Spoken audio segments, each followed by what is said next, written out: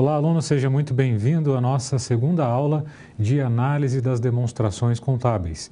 Eu sou o professor Paulo Pires. Como você pode ver na tela, nesse momento, o tema dessa aula são as análises dos recursos de longo prazo. Quando nós falamos do longo prazo de uma empresa, o ponto específico a qual nos referimos é justamente aquilo que diz respeito ao passivo não circulante de uma empresa e também ao seu ativo não circulante. São os indicadores relacionados a esses dois grandes grupos do balanço patrimonial que nós vamos estudar nessa aula. E nessa aula, o nosso objetivo é discutir os indicadores que dizem respeito a esses elementos do balanço patrimonial, começando com aqueles indicadores que vão fazer referência ao ativo não circulante de uma empresa.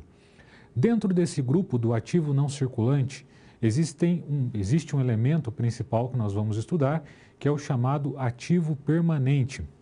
O ativo permanente é formado pelo patrimônio líquido, ou melhor dizendo, o ativo permanente ele é formado pelos investimentos que a empresa tem, os investimentos de longo prazo, também pelo seu imobilizado e pelo seu intangível. Esses elementos formam o ativo permanente da empresa.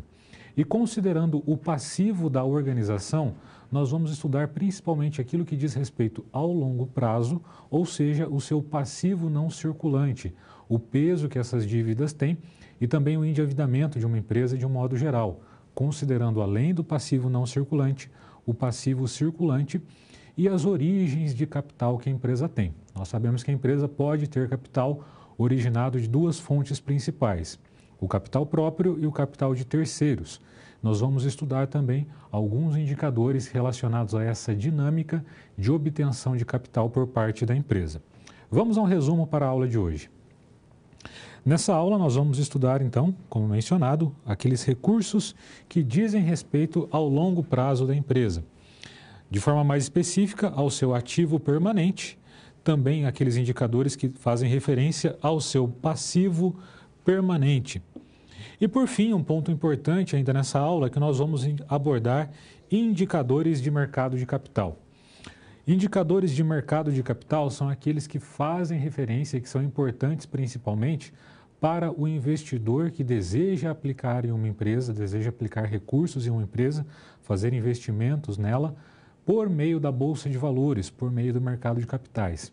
Os indicadores que nós vamos tratar ao final dessa aula vão servir muito para esse tipo de usuário da informação contábil e vão contribuir muito também para a análise de rentabilidade de uma empresa e da possibilidade ou não dela ser realmente atrativa por ocasião de um investimento no mercado de capitais. Esses são os temas principais que nós vamos trabalhar nessa aula. Desejo que você tenha uma excelente aula. Qualquer dúvida, encaminhe ela por meio do tutor. Ele estará disponível para encaminhar essa dúvida até mim, para que eu possa respondê-la, e haverão 2 momentos em que essas dúvidas poderão ser respondidas. Tenha uma ótima aula mais uma vez.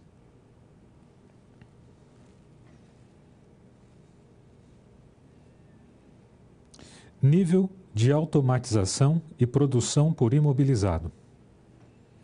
Vamos começar o nosso estudo falando daqueles indicadores que dizem respeito ao ativo de longo prazo de uma empresa. E para isso, para que esse nosso estudo seja bem direcionado, um primeiro ponto é compreender bem quais são esses ativos de longo prazo e a importância que eles têm. Quando nós falamos aqui em longo prazo da empresa, em relação ao seu ativo e os indicadores que nós vamos analisar quando fazem referência a ativo permanente, é importante que você se lembre que nós estamos falando dos investimentos de longo prazo, que são aqueles investimentos, aquelas participações societárias que uma empresa tem a longo prazo, o seu imobilizado, que são os seus bens corpóreos utilizados na sua atividade operacional, e também o seu intangível. Esses 3 elementos formam o ativo permanente da empresa. Antes de haver a reforma da Lei 6.404, esses elementos eram diretamente chamados de ativo permanente. Eles não têm mais essa nomenclatura, mas eles continuam sendo chamados assim por alguns autores, porque esses 3 tipos de ativo, investimento, imobilizado e intangível, são ativos em que a empresa não pretende vender, ela vai utilizar esses ativos de forma permanente até o fim das suas atividades. Por isso eles recebem esse nome, recebem essa nomenclatura de ativo permanente da organização, mesmo que a lei já não faça mais referência a esses elementos com essa nomenclatura. Vamos estudar um pouco mais desses elementos e ver o que a Lei 6.404 fala sobre eles. Então, o artigo 178 da Lei 6.404 elenca o que é o ativo não circulante de uma empresa, colocando os 4 elementos principais que formam esse ativo. O realizável a longo prazo, que são aqueles direitos que a empresa tem que serão recebidos no longo prazo. Os investimentos, normalmente são participações em outras empresas, investimentos de uma empresa em outra. É o principal elemento incluído aqui em investimentos. O imobilizado da empresa e o seu intangível. Considerando a atividade operacional de uma empresa, o imobilizado ele tem um papel de destaque. Por isso, nós trazemos aqui um conceito específico para esse ativo. Então, ativo imobilizado são os direitos que tenham por objeto bens corpóreos, ou seja, o imobilizado ele tem um corpo, ele é formado por elementos físicos. Com isso, esse tem um desgaste, tem a depreciação relacionada a eles. E outro ponto importante em relação a eles é que eles são destinados à manutenção das atividades da empresa e são exercidos com essa finalidade. Então, o ativo imobilizado é aquilo que a empresa tem, as máquinas, os equipamentos que ela possui e que ela utiliza na sua atividade operacional. Nós vamos estudar alguns indicadores que fazem referência direta a esse elemento pela importância que ele tem. A empresa funciona, as suas atividades operacionais ali funcionam em grande parte por conta dos ativos imobilizados que ela possui. E essa importância ela é encontrada principalmente naquelas empresas que são indústrias. Uma indústria depende muito do seu imobilizado para que a sua atividade fim seja executada. Feita essa consideração inicial, para que você compreenda do que nós estamos tratando, quais são os elementos patrimoniais que estão sendo analisados, vamos ao primeiro indicador relacionado a esses elementos patrimoniais, que é o indicador do nível de automatização, o chamado NA, nível de automatização. Esse indicador, ele mede o quanto de recursos foram aplicados no imobilizado da empresa para cada unidade monetária gasta com salários dos funcionários. Qual é a importância de comparar essas duas coisas? Quanto mais automatizada é uma empresa, quanto mais moderno é o seu imobilizado, quanto mais moderno é os seus equipamentos, menos ela precisa de funcionários. Então, uma linha de produção muito antiga, ela precisa de bastante trabalho manual. Uma linha automatizada, moderna, com equipamentos novos, mais caros, esses gastos com salários não são tão representativos. Esse indicador, a forma de interpretá-lo é quanto maior for o resultado, mais a empresa é automatizada. Pois quanto mais automatizada ela é, menos ela precisa de mão de obra nas suas operações. Existem duas fórmulas para o cálculo desse indicador. A primeira delas considera o ativo imobilizado líquido, líquido de depreciação aqui nesse caso, dividido pelo custo com mão de obra. E a outra forma de calcular esse indicador é o ativo imobilizado líquido, dividido pelo número de empregados que essa empresa possui. Esse indicador, então, ele demonstra o quanto uma empresa está automatizada. Como eu mencionei, quanto mais moderno for o imobilizado de uma empresa, quanto mais uma empresa estiver ali investindo no seu imobilizado, trazendo mais tecnologia, menos ela precisa de funcionários. Com isso, menos custos, por efeito lógico, assim, menos custos ela vai ter também. Custos relacionados principalmente à folha de pagamento, que em uma indústria também é um custo bastante representativo. Nós temos um outro indicador também bastante importante em relação ao imobilizado de uma empresa. Vamos a ele. É o indicador de produção por imobilizado. Nesse indicador, nós vamos ver qual é o rendimento da produção ocorrida no período analisado em razão do total de imobilizações que a empresa tem. Esse indicador ele vai demonstrar a modernização da capacidade operacional da empresa, porque quanto mais modernizada a empresa é, menos custos de produção ela vai ter também. Pense no seguinte, antes passando para a interpretação desse indicador. Quanto menor for o resultado obtido por esse indicador, pelo PI, produção por imobilizado, mais a empresa é modernizada. Isso ocorre porque ela consegue ter menos custos de produção em relação à capacidade instalada. Por isso, o cálculo desse indicador é o custo de produção dividido pelo ativo imobilizado líquido da empresa. Em relação a esses dois indicadores, existem alguns cuidados e algumas aplicações específicas. Então, eles são indicados principalmente para empresas que estão em um contexto industrial ou empresas em que a capacidade instalada, em que o imobilizado dessa empresa representa uma importância bastante significativa nas operações dessa empresa. São indicados também para acompanhar o processo de modernização e automatização nas companhias e eles devem ser utilizados cuidadosamente na comparação entre empresas diferentes. Por que nós temos esse ponto de atenção aqui? Empresas diferentes, principalmente empresas que têm uma atividade diferente, o imobilizado de cada empresa tem uma importância significativa para ela, que é específica para cada empresa, principalmente específica para cada tipo de atividade. Por isso é tão importante esse cuidado em relação à aplicação desses indicadores. E também um cuidado importante é ter a consciência de que eles funcionam muito bem quando comparado de um ano para o outro, para ver a evolução que está ocorrendo em uma empresa, ver como ela está se comportando, principalmente quando ela faz novos investimentos no seu imobilizado.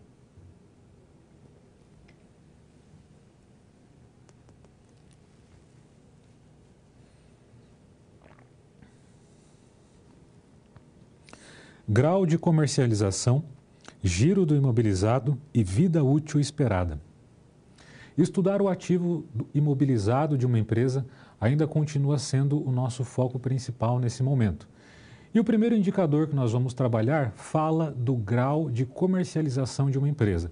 É sempre importante ter uma comparação e a empresa ter consciência se o quanto ela produz é efetivamente o quanto o mercado consegue absorver. Uma empresa ela não pode ter uma produção exacerbada, uma produção muito mais alta do que aquilo que é realmente a capacidade de vender dela. Por dois motivos. Primeiro, que ela vai ter um custo alto por essa capacidade ociosa, então ela vai ter um alto imobilizado sem utilizar, sem precisar ter um imobilizado tão alto, gerando depreciação, gerando custos de depreciação. E se ela produzir e o mercado não conseguir comprar, ela vai ter que armazenar essa produção extra, o que vai gerar um custo de estoque. O estoque armazenado tem um custo para a empresa, ela precisa manter o funcionário para cuidar, precisa manter toda a estrutura para que o estoque não se deteriore. E esses elementos geram maiores despesas para a empresa, por isso é importante sempre haver um equilíbrio entre a produção que a empresa é capaz de fazer e o quanto aquele mercado, naquele momento, está conseguindo comprar. O indicador que nós vamos tratar nesse momento traz justamente essa análise. É o grau de comercialização, GC. Esse indicador, ele mostra como está o nível de vendas da empresa frente à sua capacidade de produção. Em relação ao resultado dessa empresa, como ao resultado desse indicador, como interpretá-lo, quando o resultado for 1, indica que a empresa está em pleno equilíbrio entre aquilo que ela é capaz de produzir e a capacidade de absorção dessas vendas pelo mercado. Por isso, o cálculo desse indicador é o número de unidades vendidas pela empresa dividido pela capacidade de produção, também em unidades. A interpretação desse indicador já demonstra a importância que ele tem. Quanto ele for igual a 1, significa que a empresa consegue vender tudo aquilo que ela consegue produzir. Se esse indicador for menor que 1, significa que a empresa tem uma capacidade ociosa. E quanto menor ele for, mais capacidade ociosa a empresa tem. É importante ter esse equilíbrio, produção e venda, para que, como mencionado, a empresa não incorra em custos adicionais por conta desse excesso de capacidade de produção que não é utilizado. Outro indicador importante também relacionado ao ativo imobilizado são aqueles que verificam em quanto tempo a empresa consegue transformar esse ativo imobilizado em dinheiro e também por quanto tempo a empresa ainda vai conseguir continuar utilizando esse imobilizado que ela possui. Vamos ver esses dois indicadores nesse momento, começando pelo giro do imobilizado. Esse indicador, ele mostra quantas vezes o ativo imobilizado da empresa transformou-se em dinheiro no período analisado. E aqui dinheiro, quando nós falamos em dinheiro nesse momento aqui, estamos falando de receita, em vendas efetivamente feitas pela empresa. Ele indica o quanto cada unidade monetária investida no ativo da empresa foi capaz de gerar receita dentro de um mesmo período. E ele pode ser interpretado que quanto maior for o resultado, melhor. Como funciona esse giro do imobilizado? O cálculo dele é a receita líquida dividida pelo ativo imobilizado líquido. Aqui nós temos um outro indicador, parecido com esse também, que é o chamado giro do ativo. Esse indicador considera a receita líquida da empresa dividido pelo seu ativo total. Esse é um outro indicador que nós temos, chamado giro do ativo, que é a receita líquida da empresa dividido pelo ativo total, que tem uma similaridade com esse indicador apresentado. Esse indicador, então, ele vai demonstrar o quanto a empresa conseguiu gerar de receita, ou quantas vezes ela conseguiu gerar de receita, aquele valor que está aplicado no seu imobilizado. Sempre relembrando que o imobilizado da empresa é um dos elementos fundamentais para que ela execute a sua atividade fim e tenha geração de receitas a partir dessa atividade. Outro indicador que nós vamos estudar vai mostrar por quanto tempo o ativo da empresa, o ativo imobilizado da empresa, ainda vai poder continuar sendo utilizado por ela. Vamos ver esse indicador, que é o de vida útil esperada. Esse indicador, ele mostra o tempo médio de uso do ativo imobilizado nas atividades operacionais da empresa. Quanto tempo ainda resta para aquele ativo antes que ele precise ser substituído. O resultado apresenta quantos anos o conjunto de ativo da empresa deverá ser trocado. E ele pode ser calculado em relação à vida útil média também, quando nós consideramos o valor do ativo sem descontar a depreciação. Para o cálculo da vida útil esperada, nós devemos dividir o valor do ativo imobilizado líquido pela depreciação anual. Fazendo esse cálculo, nós temos o resultado em anos de quanto tempo esse ativo ainda poderá ser utilizado pela empresa antes de ser substituído. Esses indicadores também possuem alguns cuidados e algumas aplicações específicas. Então, o grau de comercialização, ele deve ser usado com cuidado, porque pode haver sazonalidades nas vendas. Um mês a empresa vende mais, no outro a empresa vende menos, e nesse processo ela precisa de estoques para compensar essas sazonalidades que ocorrem nas vendas. O giro do imobilizado, ele deve ser utilizado com cuidado também, porque nem todas as receitas serão convertidas em caixa líquido. Por que isso? Porque existem ainda as despesas que serão pagas, os custos que serão pagos. São cuidados importantes em relação a esse indicador. E a vida útil esperada de um ativo esse cálculo desse indicador deve ser feito com cuidado também, porque a depreciação ela pode não ser constante ao longo dos próximos anos de utilização do bem. Então, alguns ativos imobilizados, no final da vida útil deles, quanto mais velhos eles vão ficando, mais rápido eles são depreciados. Existem métodos de depreciação que reconhecem isso, inclusive. Então, esse é um cuidado importante quando calculamos esse indicador. O vida útil esperado é calculado em relação à média e considerando também uma taxa de depreciação constante ao longo dos próximos anos.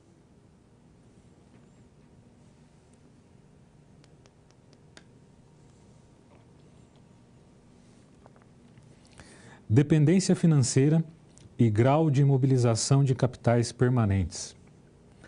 Começamos a estudar agora um outro elemento de longo prazo da empresa. Ainda falando do balanço patrimonial, nós estamos olhando agora para a coluna do passivo, vendo a importância que tem o passivo da empresa, que representa as origens do recurso, as origens de recursos dessa empresa. E um ponto importante para iniciar esse estudo e compreender melhor esses indicadores relacionados ao passivo da organização, é importante primeiro compreender como é formado aqueles dois grandes grupos do passivo de uma empresa, o passivo circulante e o passivo não circulante. Vamos a essa demonstração de como é feito esse critério. Então, o passivo exigível, sempre relembrando que são aqui informações lá da Lei 6.404, nesse caso no artigo 180. Então, o passivo exigível, que é o passivo da empresa, são aquelas obrigações que a empresa tem, são as dívidas que a empresa possui com fornecedores, com financiamentos, com funcionários, são as dívidas que a empresa possui de modo geral. Só que essas dívidas, elas são classificadas em tipos diferentes em relação ao seu prazo. Algumas são classificadas no passivo circulante e outras no passivo não circulante. E qual é o critério? Quando as dívidas, as obrigações que a empresa tem, vencerem no exercício seguinte, elas entram no passivo circulante da empresa. Quando elas tiverem um vencimento em um prazo maior, elas vão ser colocadas no passivo não circulante da empresa. Vamos a um exemplo para ilustrar bem essa situação. As demonstrações contábeis são fechadas normalmente em 31/12 de cada ano, vamos supor 2020. Então, eu tenho uma demonstração fechada, um balanço patrimonial apresentado nessa data aqui, 31/12 de 2020. Aquilo que vencer ao longo do exercício social de 2021,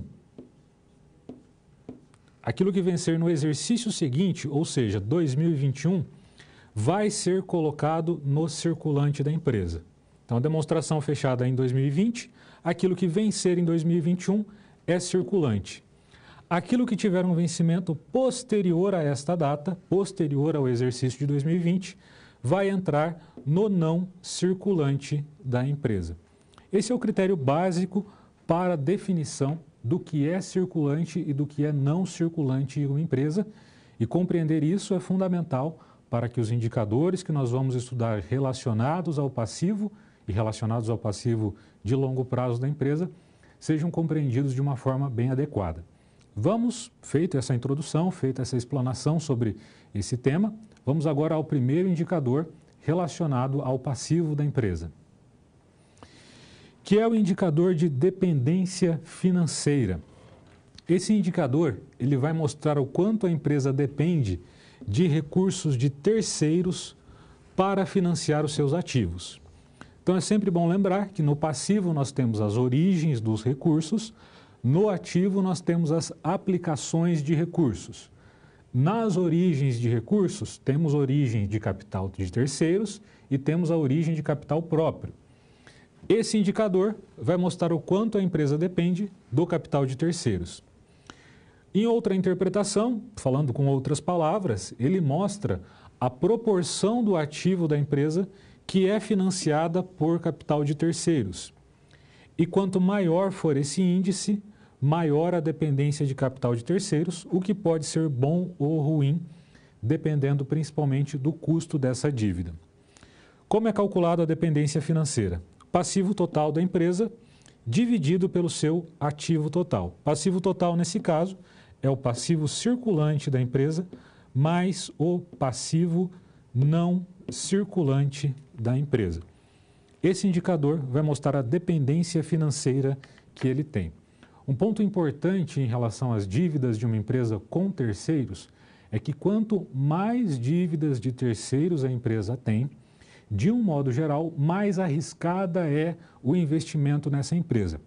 Isso ocorre pelo seguinte: o capital de terceiros, em algum momento ele vai ser pago. Então, as dívidas que a empresa tem com o banco, que tem com seus fornecedores, em algum momento, essas dívidas vão representar saídas de caixa. Já aquele capital originado do capital próprio não tem uma previsão de quando vai ser saída de caixa para pagamento do capital próprio. Os sócios colocam dinheiro na empresa e eles colocam não com a expectativa de retirar. Eles pretendem deixar esse dinheiro lá para que a empresa continue funcionando. Só no caso da empresa vir à falência, fechar as portas, é que o capital próprio é retirado da empresa. Caso contrário, ele continua lá para o seu funcionamento.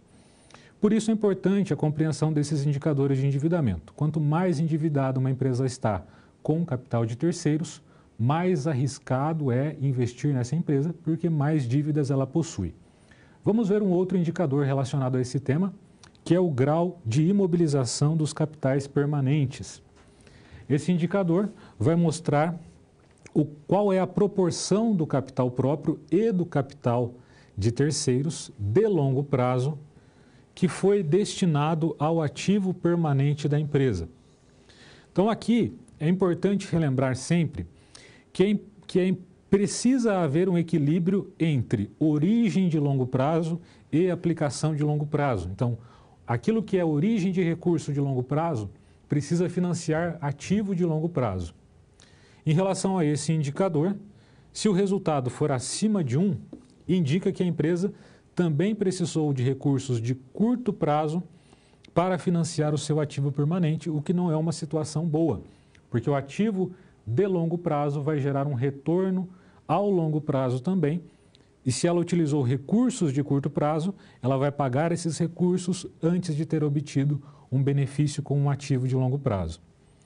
Esse indicador é calculado considerando o ativo permanente da empresa, que é investimentos, imobilizado e intangível, dividido pelo patrimônio líquido mais o exigível ao longo prazo da empresa, que é o seu passivo não circulante.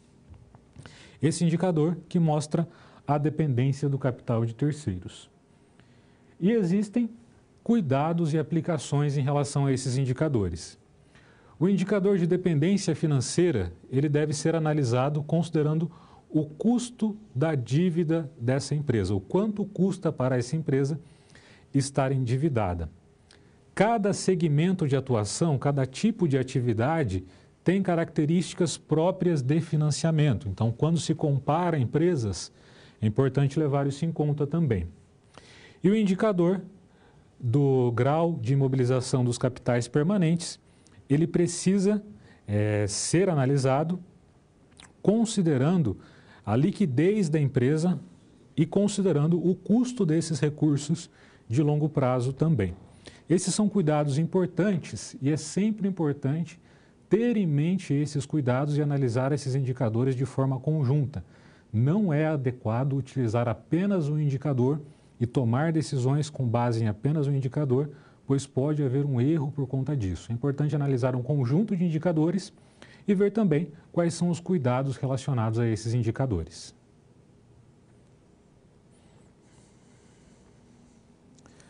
Calculando os indicadores de ativo permanente, vida dura industrial. Chegamos ao momento de resolver uma situação-problema nessa aula e essa situação-problema visa justamente analisar aqueles indicadores do ativo permanente de uma empresa, principalmente do seu imobilizado. Um ponto inicial importante para nós desenvolvermos bem essa situação-problema é compreender em qual contexto ela vai se desenvolver. Vamos ver esse contexto. A empresa Vida Dura Industrial, preocupada e querendo acompanhar a evolução dos seus investimentos nos equipamentos de produção, então essa empresa está realizando investimentos nos seus equipamentos de produção. De forma mais específica, no seu imobilizado. Ela está investindo dinheiro no seu imobilizado. E ela quer acompanhar a evolução desse investimento que ela está fazendo. Por isso, ela solicitou ao departamento de controladoria dessa empresa que realizasse a análise desses 3 indicadores: o nível de automatização, a produção por imobilizado e o grau de comercialização. Os dados dessa empresa são apresentados a seguir. Então, esse é o contexto que nós temos. Essa empresa, ela está realizando investimentos no seu ativo imobilizado. Ela está tornando esse ativo imobilizado mais moderno, mais adequado ali às suas atividades, fazendo investimentos realmente. E ela quer acompanhar quais são os efeitos que estão surtindo esse investimento em relação a esses indicadores. Esses indicadores vão nos mostrar como está o nível de automatização dessa empresa e também como está a comparação dessa empresa tendo em vista a produção que ela é capaz de fazer e o quanto o mercado é capaz de comprar. Então vamos aos dados dessa empresa e na sequência vamos ao primeiro indicador. Então essa empresa está na seguinte situação. Aqui tem os dados de 2018 e 2019 dela. Ela está realizando investimentos no seu imobilizado. Então o imobilizado líquido dessa empresa era de 120 mil em 2018, passou a ser 130 mil em 2019. O que mostra esse acréscimo de 10 mil, é o que mostra o investimento que ela passou a fazer. Como ela investiu mais em imobilizado, como esse imobilizado se tornou mais moderno, o número de empregados de um ano para o outro diminuiu. Era de 50 e passou a ser de 40. Os custos de produção dessa empresa eram de 12 mil em 2018, passaram a ser de 10 mil em 2019. Então, ela tem um imobilizado mais eficiente, por exemplo, ela pode ter uma máquina que economiza mais energia, uma máquina que desperdiça menos matéria-prima, os custos de produção estão menores. E a capacidade dessa empresa aumentou. Antes ela era capaz de produzir 20 mil unidades, agora, em 2019, ela é capaz de produzir 30 mil unidades. Só que as unidades vendidas dessa empresa continuam as mesmas, 18 mil e 18 mil, tanto em 2018 quanto em 2019. Esses são os dados dessa empresa.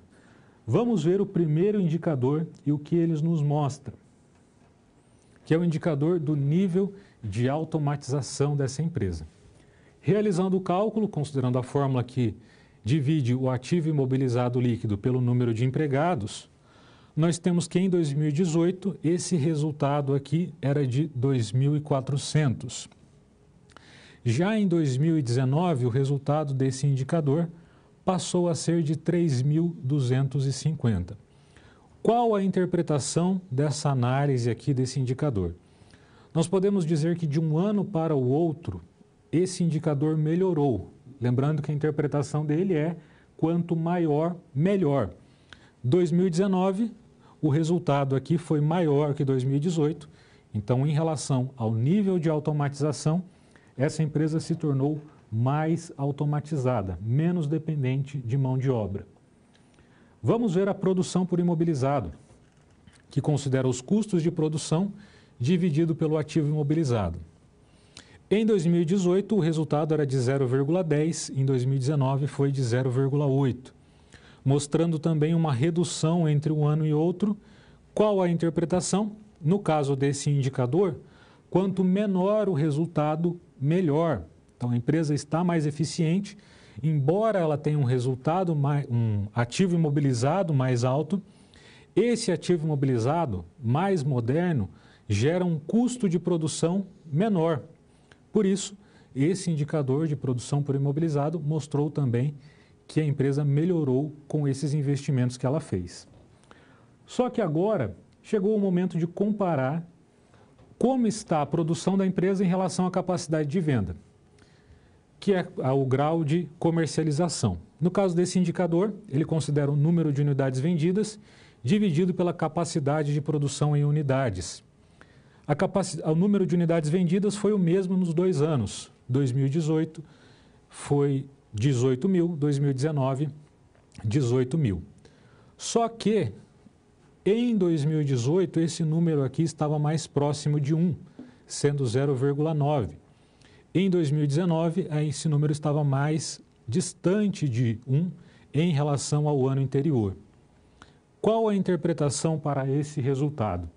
Então, essa empresa, ela diminuiu o seu equilíbrio entre a capacidade de produção e a capacidade de venda. Isso é um resultado ruim.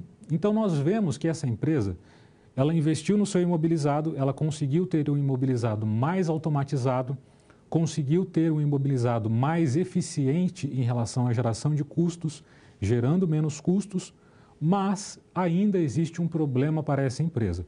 Agora ela consegue produzir mais com esse imobilizado mais moderno. No entanto, o mercado não está conseguindo absorver essa produção excessiva ou essa produção a mais que a empresa está tendo. Então, por mais que a empresa esteja modernizada, com uma produção mais eficiente, essa empresa não consegue dar saída nessa produção que ela tem. Então, esse é um ponto importante que mostra a relevância desses indicadores, principalmente quando eles são aplicados na comparação entre anos para acompanhar a evolução nos investimentos que são feitos no imobilizado de uma empresa.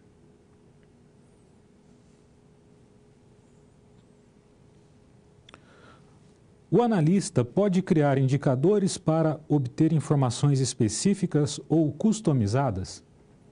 Chegamos ao momento de interação nessa aula. Enquanto eu verifico as questões que foram encaminhadas, eu penso que você veja essa questão colocada nesse momento, compartilhe a sua participação.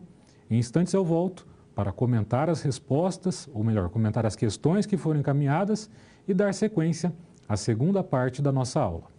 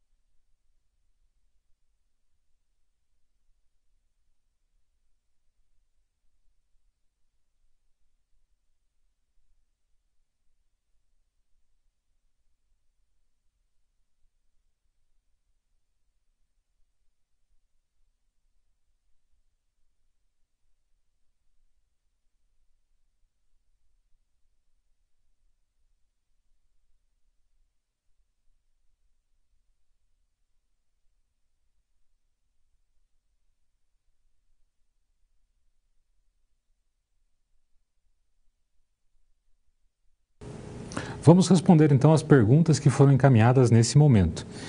Então, uma pergunta colocada é com qual frequência devem ser calculados os indicadores? Essa é uma pergunta de Umuarama, Paraná. Então, a frequência de cálculo dos indicadores é sempre importante que a frequência seja feita nos momentos que ocorrem variações significativas de uma empresa. Então, no caso desses indicadores de análise do imobilizado de uma empresa, se a empresa está fazendo investimentos, é importante que a cada investimento feito e a cada resultado que ocorra esse investimento, sejam analisados esses indicadores novamente. De um modo geral, esses indicadores eles podem acompanhar a divulgação das demonstrações contábeis. Então, toda vez que uma empresa realiza a divulgação, levanta o seu balanço patrimonial, a sua demonstração de resultado, é uma boa ocasião para, logo na sequência, fazer o levantamento desses indicadores. Uma outra pergunta colocada aqui pelo polo de Capim Grosso é o seguinte: qual a fórmula da quantidade de dívida? Vi que na atividade é multiplicado por 100, diferente da fórmula de endividamento.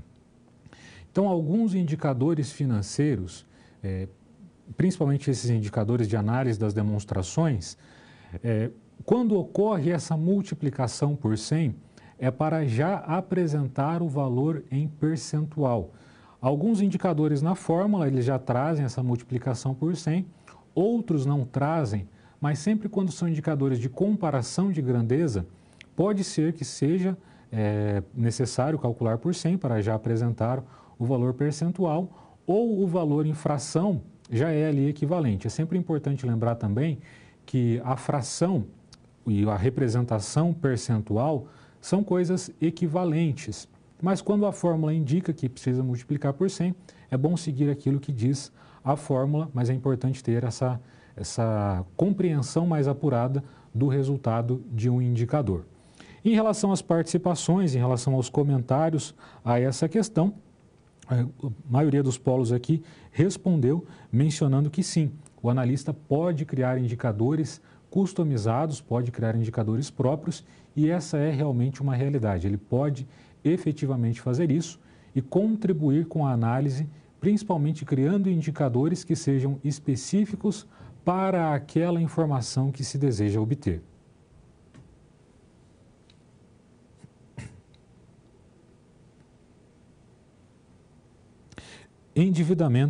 Endividamento financeiro e imobilização do PL. Vamos tratar agora do endividamento de uma empresa. Avançar nesse estudo e compreender melhor essa questão do endividamento de uma organização.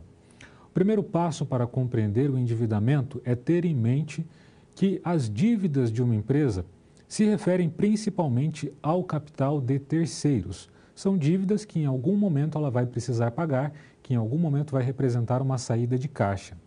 Outro ponto importante é que essas dívidas, quanto maiores elas forem, mais arriscado será o investimento em uma determinada empresa.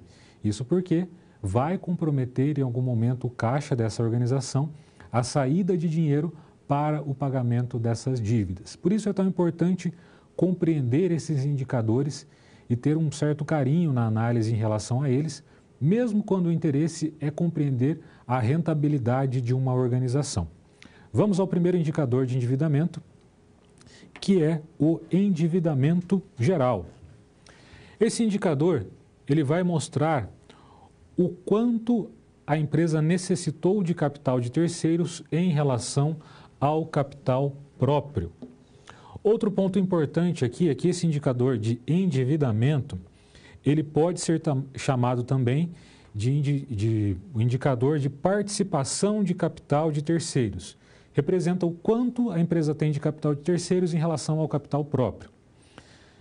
Uma outra forma de analisar esse indicador é a seguinte: esse indicador ele demonstra também, para cada R$1 colocado pelos sócios da empresa, o quanto foi captado em capital de terceiros. Esse é um outro elemento apresentado por esse indicador.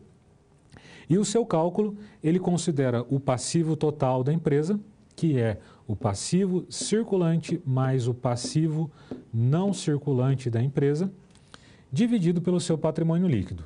Aqui nós temos o capital de terceiros, aqui o capital próprio. Nessa comparação, nós temos o resultado do quanto foi necessário de capital de terceiros em relação ao capital próprio. Relembrando que esse é um indicador, como mencionado, que o próprio resultado em fração é equivalente ao resultado em percentual. Vamos avançar para o próximo indicador relacionado à dívida da empresa, e esse é o indicador de endividamento que eu considero o mais importante, pelo seguinte aspecto.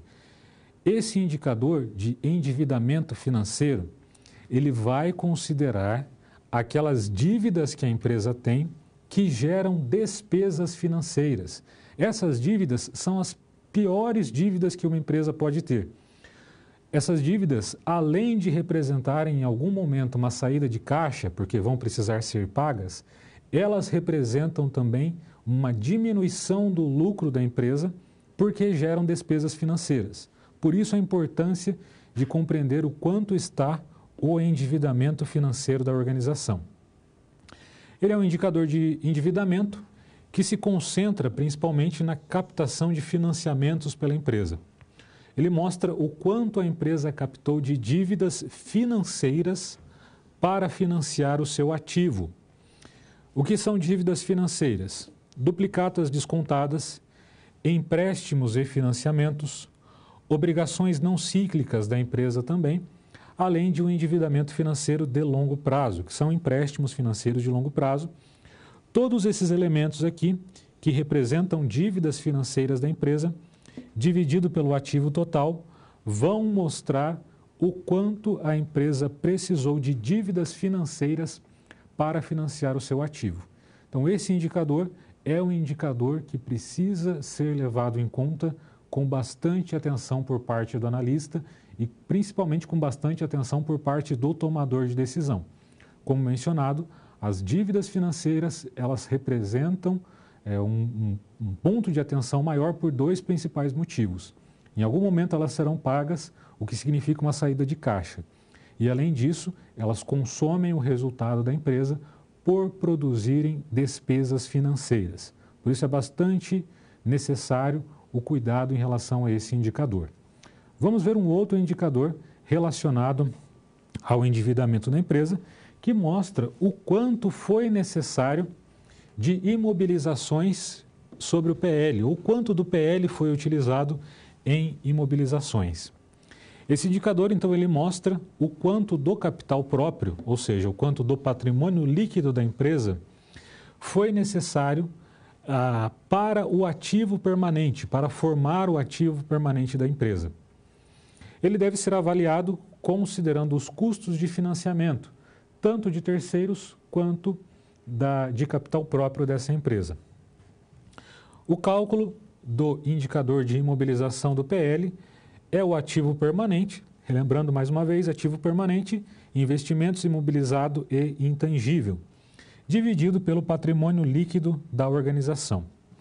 É importante, como eu mencionei em outro momento, que haja uma correspondência entre origens de recursos de longo prazo e aplicações de recursos de longo prazo. Por que é importante essa correspondência? A aplicação de recurso, o ativo de longo prazo, ele vai gerar retorno também no longo prazo. Então, é importante pagar a dívida somente quando o retorno estiver sendo obtido. Por isso é importante que haja essa correspondência entre ativo de longo prazo financiando passivo, ou melhor, entre ativo de longo prazo sendo financiado por passivo de longo prazo também. Esses indicadores, como os demais, também precisam ser utilizados com alguns cuidados. Vamos ver quais são. O indicador de dependência financeira, ele deve ser analisado considerando o custo da dívida. Quanto mais alto for esse custo, pior será para a empresa. É um ponto agravante, uma informação adicional relevante nessa análise. Novamente, cada segmento possui características próprias de financiamento e é preciso cuidado na comparação entre empresas por esse motivo. Cada tipo de empresa, cada tipo de atividade tem uma forma de se financiar diferente da outra. Antes de emitir uma opinião sobre indicadores de endividamento, é fundamental conhecer os custos da dívida. Aqui nesse ponto eu relembro que o custo da dívida é o quanto foi necessário, o quanto vai gerar de despesa aquela dívida que foi assumida. No caso do capital de terceiros, o custo da dívida são os juros cobrados. No caso do capital próprio, a remuneração que o acionista vai receber por ocasião do investimento que ele fez. Esses são os custos de capital de terceiros e capital próprio que precisam ser levados em conta quando nós analisamos os indicadores de dívida de uma empresa.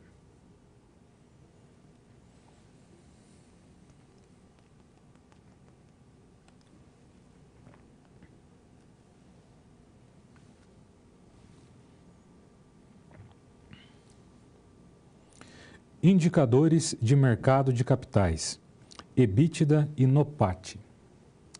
Vamos falar nesse momento daqueles indicadores que são utilizados principalmente por investidores no mercado de capitais. Relembrando, o mercado de capitais é o local onde as empresas de capital aberto negociam as suas ações. Então, aquelas sociedades anônimas constituídas na forma de empresas de capital aberto, elas têm as suas ações negociadas no mercado de capitais. E dentro desse mecanismo de análise, dentro desse universo que é o mercado de capitais, existem alguns indicadores que são analisados de uma forma bastante profunda e que chamam muito a atenção dos analistas. O primeiro deles é o EBITDA. Se você assistir qualquer palestra sobre investimento no mercado de capitais, sobre análise das empresas para o mercado de capitais, sem dúvida, esse é o indicador mais comentado e mais visto, e visto como sendo o mais relevante. Tem uma importância muito grande para os usuários do mercado de capitais. Vamos ver os conceitos desse indicador. O EBITDA é uma sigla em inglês.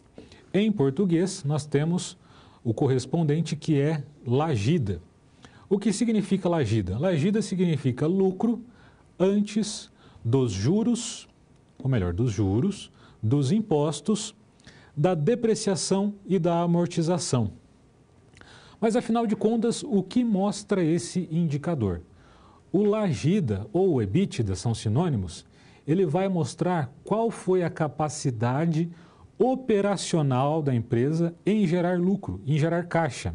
Ou seja, aquilo que a empresa faz, a sua atividade fim, o negócio da empresa efetivamente. Como está esse negócio? Ele está gerando lucro ou está gerando caixa?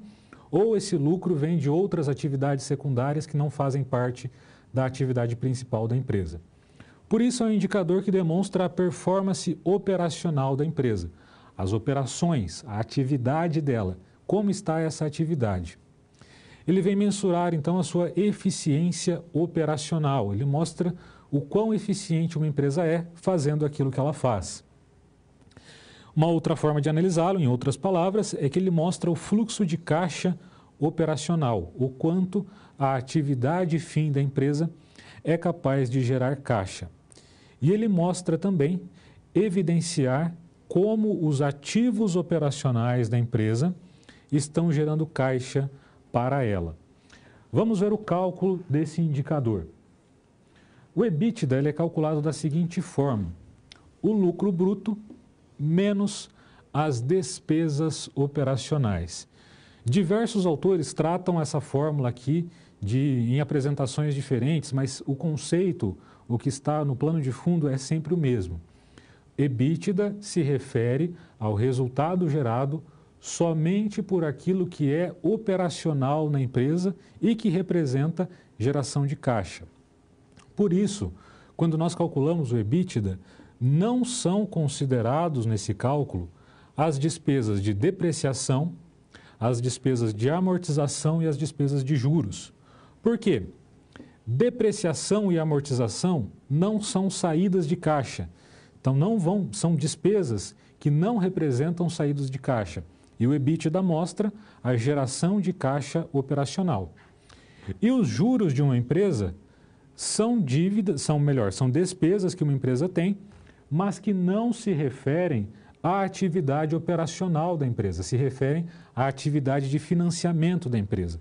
Por isso, os juros não são considerados e a depreciação e amortização não são consideradas no EBITDA porque não representam uma saída de caixa. A partir do EBITDA é possível calcular a margem EBITDA, que é o quanto de receita líquida a empresa conseguiu gerar de EBITDA. Para isso, basta dividir o EBITDA pela receita líquida que uma empresa auferiu no período. Então, esse indicador é, como eu mencionei, um dos mais relevantes no mercado de capitais, justamente por mostrar o resultado de caixa, a geração de caixa gerada pela atividade operacional da empresa. Então, aquilo que a empresa faz, o motivo pelo qual ela existe. Se é uma empresa que fabrica cadeiras, o quanto a fabricação de cadeiras está gerando de caixa para essa empresa. É essa informação que o EBITDA vem mostrar e é por isso que ele é tão importante. Ele avalia a operação da empresa, aquilo que ela realmente faz, o motivo de existência de uma organização. A partir desse indicador, existem alguns outros que são derivados dele, que representam algumas melhorias. Vamos a esses indicadores. É o caso do EBIT e do NOPAT. EBIT é correspondente aqui a LAGIR. LAGIR e EBIT são termos correspondentes. O LAGIR representa o lucro da empresa antes dos juros e do imposto sobre a renda. Qual é a diferença entre o EBITDA e o EBIT, ou LAGIR? Uma vez calculado o EBIT, ou melhor, uma vez calculado o EBITDA da empresa, para chegar ao seu EBIT, basta descontar os valores de depreciação e amortização. Qual é a importância desse indicador aqui? Qual é a importância do EBIT? Ele vai mostrar qual foi a capacidade de geração de caixa operacional dessa empresa, descontando aquilo que é necessário para repor esse ativo em algum momento, esse ativo operacional da empresa, que é a depreciação que foi gerada. E o NOPAT é o indicador que vai considerar o EBIT menos os impostos sobre a renda. Isso porque imposto a empresa vai ter que pagar de qualquer forma, em algum momento. Então, esse indicador mostra como está a geração de caixa da empresa, considerando a dedução da depreciação e considerando a dedução dos impostos. Esses indicadores também têm alguns cuidados. Então, eles são considerados pelo mercado financeiro o melhor indicador de geração de caixa operacional da empresa. No entanto, ele considera no seu cálculo somente resultados operacionais que afetaram o caixa da empresa. É importante relembrar que uma empresa, além das suas operações, tem as suas atividades de financiamento e investimento. Essas outras atividades também têm a sua importância e também precisam ser analisados. O EBITDA, ele desconsidera os reinvestimentos, ou seja, ele desconsidera a depreciação. E nem todas as transações se convertem em dinheiro no curto prazo. Como mencionado, o EBITDA tem o foco de mostrar a geração de caixa operacional da empresa. Só que não necessariamente o caixa que já foi efetivamente recebido.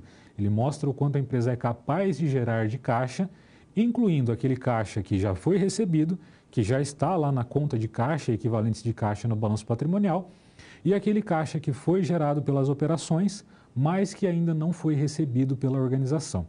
Então, esse é um indicador bastante importante, principalmente para o usuário da informação contábil que opera no mercado de capitais e que deseja realizar investimentos em uma empresa.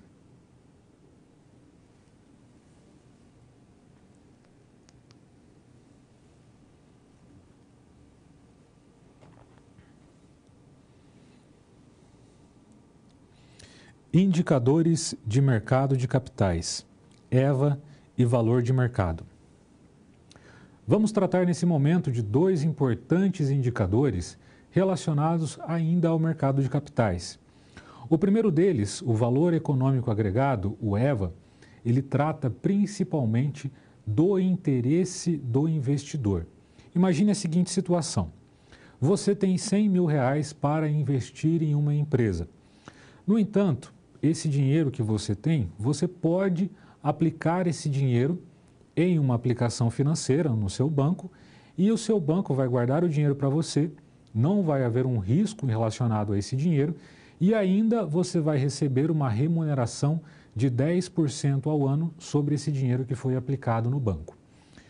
Dessa forma, esses R$100 mil já garantem a você uma rentabilidade de 10%, sem que você precise fazer nada com esse dinheiro e correndo um risco muito pequeno, correndo um risco baixíssimo. Se você agora decidir investir esses R$100 mil em uma empresa, significa que esse dinheiro vai correr mais risco, vai correr o risco do negócio não dar certo. Qual é a decisão que você precisa tomar nesse momento, ou qual é o critério que você precisa analisar? O dinheiro aplicado em uma empresa, nessa situação, ele precisa render mais que 10%, porque 10% você já tem garantido aplicando no seu banco numa aplicação financeira. Por isso, esse indicador de valor econômico agregado, o EVA, ele vai mostrar justamente esse interesse do investidor. O quanto a empresa precisa gerar de retorno, além daquilo que o investidor já tem garantido como melhor opção de investimento. Nesse caso, 10%, como foi o exemplo citado, mas o nome desses 10%, o nome técnico disso, é o seu custo de capital ou o seu custo de oportunidade. E o valor econômico agregado vem trazer justamente essa informação. Vamos compreender esse indicador.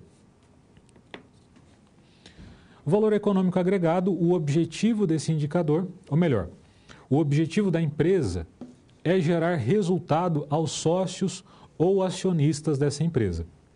No entanto, o lucro ele pode não atender às expectativas de um determinado investidor, porque ele pode ser inferior à rentabilidade mínima esperada.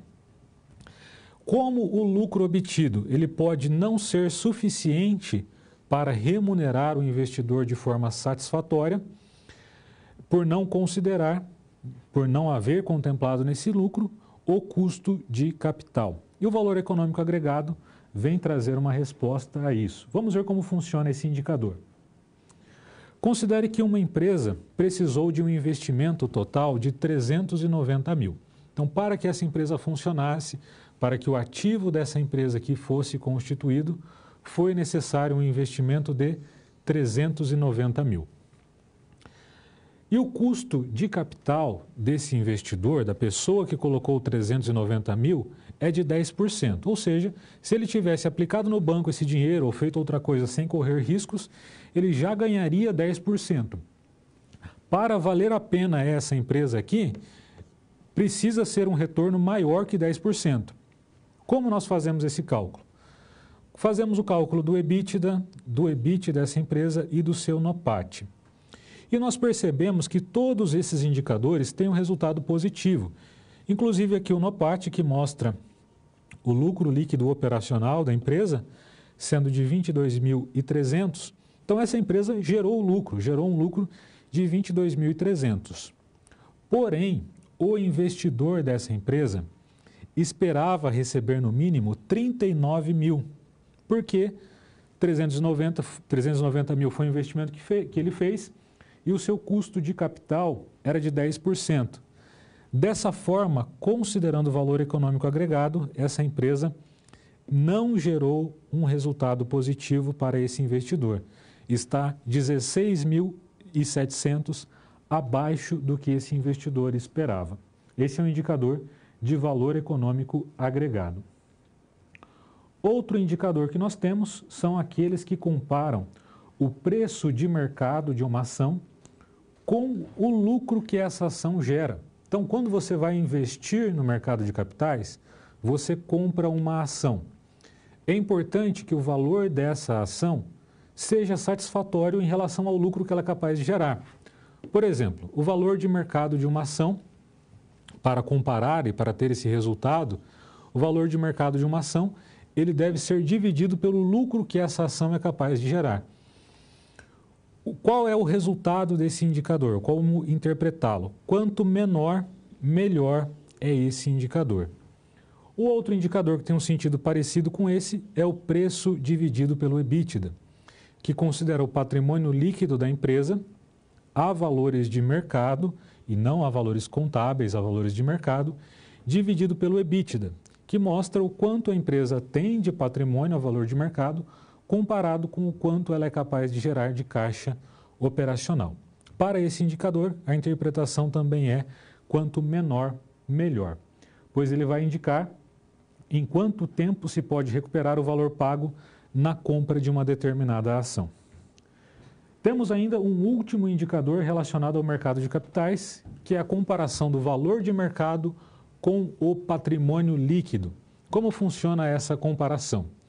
Esse indicador, ele funciona da seguinte forma, ele busca fazer uma leitura sobre como está o valor da ação, que reflete o valor de mercado, com o valor contábil dessa empresa. E para realizar esse cálculo, se divide o valor de mercado pelo valor de patrimônio líquido. Um indicador ou alguns cuidados importantes. É importante considerar a volatilidade do mercado e é importante considerar a mensuração contábil que foi feita em relação a esses elementos patrimoniais.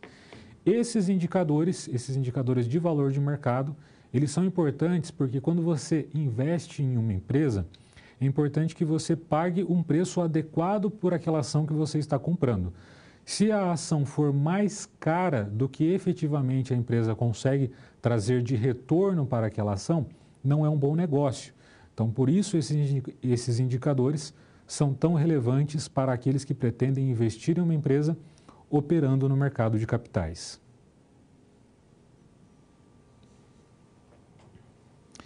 Empresa XTF, indicadores de endividamento. Vamos resolver mais uma situação, problema nessa aula, e agora o nosso objetivo é trabalhar com indicadores de endividamento. Relembrando, compreender o endividamento de uma empresa é fundamental porque isso mostra, de certa forma, o grau de risco de investimento em uma organização. Quanto mais endividada for uma empresa, maior será arriscado o investimento nela, porque em algum momento essas dívidas que ela possui, esse endividamento que está feito, vai representar uma saída de caixa para a organização. Vamos ver qual é a situação, problema, qual é o contexto em que se desenvolve a análise nesse momento. Situação problema é a seguinte: os diretores da empresa XTF, uma grande empresa varejista, estão preocupados com os crescentes empréstimos e descontos de duplicatas que a empresa está sendo obrigada a fazer. E ela está fazendo isso com regularidade a fim de custear os investimentos e financiamentos realizados nessa própria empresa. Diante dessa situação, desses crescentes empréstimos e descontos de duplicata, o que se pede é que se calcule os indicadores de endividamento dessa empresa e se busque apontar se realmente existem motivos para que essa empresa esteja preocupada. Os dados financeiros dessa organização são apresentados a seguir. Então vamos às informações financeiras dessa empresa que foram extraídas lá das suas demonstrações contábeis. Então aqui nós temos a apresentação do passivo dessa empresa, dividido entre passivo circulante, passivo não circulante e patrimônio líquido. O que nós observamos nessa empresa? O passivo total dessa empresa, ou o passivo mais PL, é um total de 69 milhões, dos quais 52 milhões estão no seu patrimônio líquido. Aqui nós já podemos ver que grande parte das dívidas que essa empresa tem, ou grande parte das origens dos seus recursos, vem de capital próprio. 52 milhões de um passivo mais PL total de 69 milhões é o seu PL. Então, boa parte da origem de recursos dessa empresa é capital próprio, é PL nessa organização. Além disso, considerando aquilo que é capital de terceiros, a maior parte do capital de terceiros está aqui no circulante dessa empresa, representando um total de 10 milhões. O ativo permanente dessa organização é um total de 49 milhões, ou seja, o total dos investimentos de longo prazo, imobilizado e intangível, representam 49 milhões. Diante dessa situação, nós temos o desafio de calcular os indicadores de endividamento. Nós já compreendemos, pelas informações qualitativas e quantitativas dessa demonstração, que a maior parte do financiamento dessa empresa é originado em capital próprio, é o patrimônio líquido que representa a maior parte da origem desses capitais. Tendo essa informação, vamos agora calcular os demais indicadores de endividamento e analisar esse endividamento de uma forma mais precisa, de uma forma mais criteriosa. Vamos a esses indicadores. O primeiro indicador é o chamado indicador de endividamento, ou, como mencionado, esse também é o chamado indicador de participação de capital de terceiros. Alguns autores também chamam esse indicador de participação de capital de terceiros. Para o cálculo desse indicador, consideramos o passivo total dividido pelo patrimônio líquido dessa empresa, ou seja, 10 milhões mais 6 milhões, que é o passivo circulante, mais o passivo não circulante, dividido pelo PL dessa empresa, que é um total de 52 milhões. O resultado foi 0,32. Qual a interpretação que nós temos aqui em relação a esse indicador? A cada R$1 de capital próprio dessa empresa, ela precisou de 32 centavos de capital de terceiros. Ou ainda, do total de dívidas, do total de origens de recursos que essa empresa tem, 32% estão ali apresentados no seu capital de terceiros. Mas a análise mais adequada, a análise mais correta é considerar dessa forma. Considerando o total de recursos de capital próprio, para cada R$ 1 de capital próprio, a empresa precisou de 32 centavos de capital de terceiros. Vamos ao próximo indicador relacionado a esse tema, que é o seguinte, o indicador de imobilização sobre o PL. Ativo permanente dividido por patrimônio líquido. Nesse caso, nós temos os seguintes valores. O ativo permanente dessa empresa era de 49 milhões e o patrimônio líquido dessa empresa foi no total de 52 milhões. O resultado foi de 0,94. Qual é a interpretação para esse resultado? Do total de patrimônio líquido que essa empresa tem, 94% foi empregado no ativo permanente. Esse é um indicador que demonstra uma situação confortável para essa organização. Do total de patrimônio líquido que essa empresa tem, o capital que é de maior longo prazo, a origem de capital que é de maior longo prazo para essa organização, foi aplicado para o ativo permanente dessa empresa. Isso significa que essa empresa conseguiu sustentar e formar o seu ativo permanente apenas com base no capital próprio dessa empresa, apenas com base no PL. Esse é um indicador importante que mostra uma situação considerável. No contexto da situação problema, nós podemos dizer que essa empresa não está numa situação complicada em relação às suas dívidas. É importante analisar os custos dessas dívidas e aqueles outros elementos de cuidado. Mas a maior parte dos recursos dessa empresa é originado em capital próprio e ela não precisou nem de recursos de terceiros, nem de recursos de curto prazo para formar o seu ativo permanente. Por isso, nós podemos concluir que essa empresa está numa situação confortável, embora precise ser comparada com outras empresas, precise ser vista qual é a evolução desses indicadores ao longo do tempo, comparada o resultado dessa empresa com o setor, visto quais são os custos dessas dívidas, todos esses elementos mais complexos vão formar uma análise mais completa e vão poder dar realmente um diagnóstico do endividamento dessa empresa.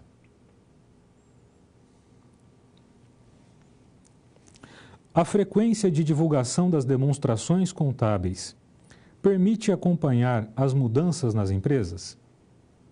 Chegamos a mais um momento de interação. Enquanto eu verifico as perguntas que foram encaminhadas, eu peço que você compartilhe a sua resposta, o seu comentário sobre essa questão deixada nesse momento.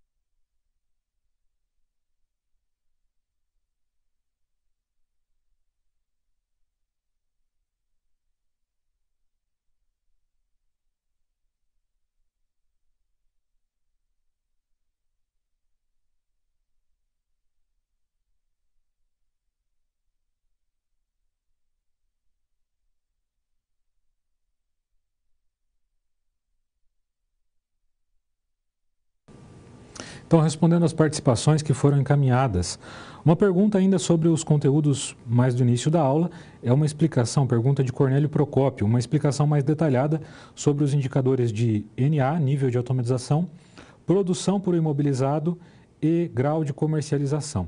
Então, esses indicadores, em si mesmo, o valor ali apresentado, ele, quando é analisado de forma isolada, ele não tem uma importância tão grande. Qual é a grande chave de análise desses indicadores? É acompanhar a evolução que ocorre de um período para o outro, considerando as mudanças que foram feitas no patrimônio da empresa, principalmente os indicadores de nível de automatização e produção por imobilizado.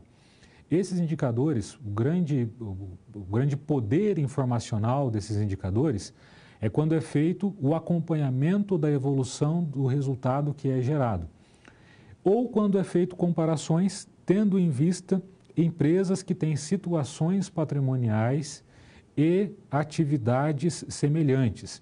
Então, esses indicadores mais relacionados à capacidade de produção da empresa e ao seu ativo imobilizado são indicadores importantes mais nesse sentido, a comparação da evolução do que vai acontecendo na empresa e a comparação com empresas que têm situação semelhante.